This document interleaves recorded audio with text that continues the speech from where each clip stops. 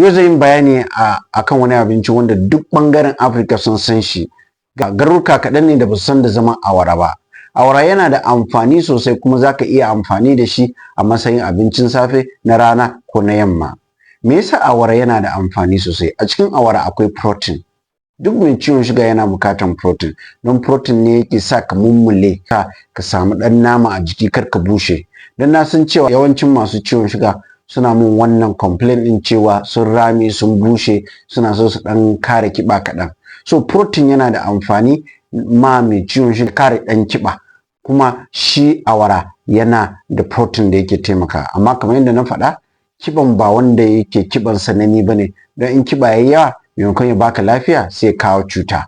Banda haka kuma awara yana da carbohydrate. Carbohydrate yana taimaka samun karfin jiki. Amma duk da dai yana da carbohydrate, wato suga, baya ɗaga suga. Dalilin da baya ɗaga suga shine yana da fiber.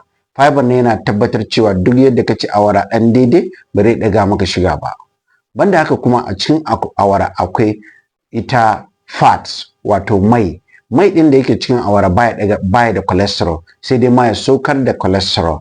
Don haka kai mai ciwon suga baka da tsoron cewa in ka ci awara cholesterol ɗinka zai tashi. Banda haka awara yana da calcium. Calcium yana da amfani, taimaka maka kai aiki yau da kullum, sai kar hannunka yana kamewa kuma kashinka ya samu karfi sosai. Banda haka awara yana da vitamins da yawa wanda yake taimaka a aikin kwakwalwa, ɓangaren jiki da yawa.